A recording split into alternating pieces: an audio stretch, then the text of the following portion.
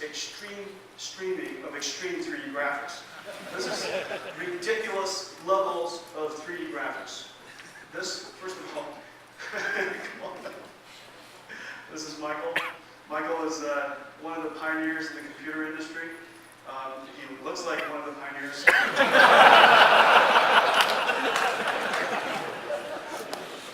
This is the famous Michael Kaplan. And he's gonna demonstrate to us this is the first showing of a new technology he created called iRay, and it's going to be part of a web platform, cloud computing platform called Reality Server. So Michael, first of all, I think this is Michael's laptop. Right. And this laptop is connected to the web. There is a Reality Server somewhere on the cloud somewhere with how many GPUs? 15. With 15 GPUs in this cluster. And what I'm looking at is looks like a photograph. Right. It looks like a photograph. So tell us, what are we looking at? So this is the type of image that an architect would render in high-quality rendering software like Reality Server or Mental Ray software that they already have. This kind of image, which they send to their clients to show what a synthetic environment would actually look like, could take minimally on a large GPU, a multi-core CPU, would probably take at least a half an hour, probably more like 2 or 3 hours to produce an image of this realism for each image. And so animations, of course, are subsequently longer. Now, Michael, what makes this image so hard to create? First of all, it looks just exactly like the photograph. Well, that's what makes it hard to create. The key here is that we're doing real physical light simulations, so we're not doing a lot of approximations and a lot of tricks to try and make shaders look like reality. What we're doing is we're simulating the flow of the light on real materials using real model light sources. And so all those little subtle effects that people who are used to this sort of thing look for, the really subtle shadows around the columns of the ceiling, the multiple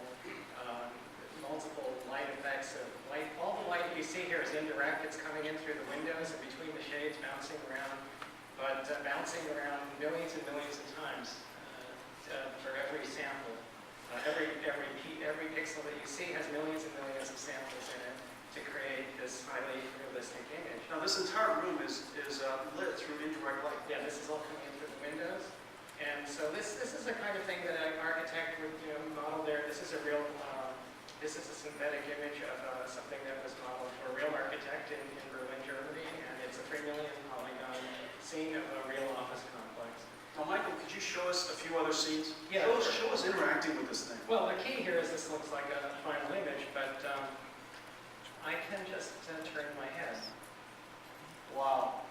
And what I'm doing here is I'm telling the cluster with 15 GPUs to restart the image from scratch. So what you're seeing is recalculating a photorealistic image totally from scratch. Now, my first observation is you have the world's most powerful laptop. Exactly. This laptop, we were going to show it on netbook, but you could also do it. This laptop now, to give you an example, what you're seeing is doing is approximately 300 million sample calculations per second to produce this image. So this is running basically on a web browser. You have this amazingly complicated scene here, and every single time you move it, it's recomputing it back in the cloud and then streaming it back to you. That's right. And to give you an example, let's say we want to change the time of day to where the light's coming in more directly. All I have to do is throw a switch, and I model the sun differently. All of a sudden, I see an entirely different lighting situation. Again, completely real time, completely interactive. Now you said you were talking about transformative experiences. Right now, what the architect does, or the visualizer, is they take their scene, they make a couple of nice images to send to the customer, or else they make a movie. The movie takes maybe days to create this movie because it takes so long. Then they send this to the client says, well, I really want to see different lighting situation, I want to see different configuration. This completely changes the workflow. Now, for the audience that are looking at this, to you, I think that I would imagine you're looking at this and it looks photorealistic to you. However, if you look at all of the subtleties that makes it look photorealistic to you, it is just really, really impressive what iRay is doing.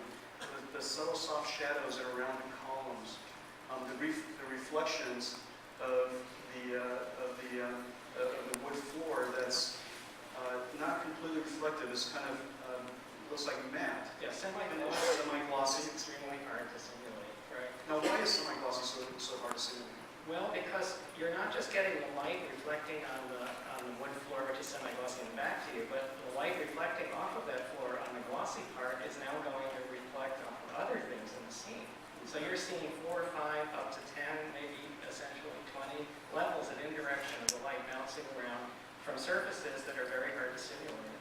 Now, the way the reflectivity and the behavior of a particular surface as it reacts with light differs from material to material. That's right. So we have a very rich material model, which can be programmed to simulate almost all of the materials that are commonly used by people doing visualization in all the standard packages like Autodesk 3ds Max, Maya, Softimage, Dassault, parametric technologies. For all you as our current technology, we have taken the materials that visualizers use and we've mapped them directly into Iray. So they don't have to change their workflow at all. They just have to say, use Iray. And the difference here is they don't have to understand how the render works. So for people who work with high quality rendering right now, you have to really be an expert to make this work properly. To get an image like that, with the subtle effects, you might not even be able to get it. And if you did, you'd be a master of rendering.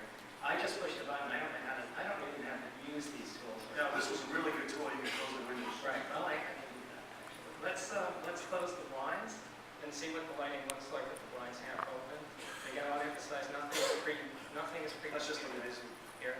And then if we close the blinds completely, you'll see just the light that's leaking in around the edges of the blinds, plus some light coming directly through the blinds. Again, completely accurate. Now, can we change the time of day now to Sure. say nighttime? I can just sit here and dink with this all day.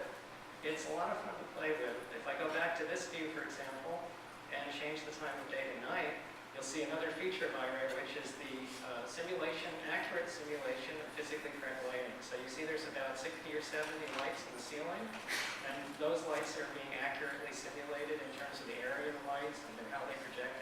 We even do IES profile lighting. And so what you'll see is that it's essentially what this scene would actually look like, except instead of waiting an hour or a couple of hours, we just saw it. Wow. I mean, look at the whiteboard. Even underneath the whiteboard where that soft shadow is, the way the shadow looks like it's bleeding down from the light above it. It's just really beautiful. Another thing we can do is simulate different configurations. So let's say the client had an empty spot in the office right there, and they want to see what would happen if they put another workstation in. So we just say, for example, turn on another table. It throws another table in, and it completely starts simulating from scratch. And that's 300 million, 600 million, 900 million, 1.2 billion, 1.5 billion. You just saw approximately 2 billion sample calculations. That's unbelievable. To make that. Michael, this is really a breakthrough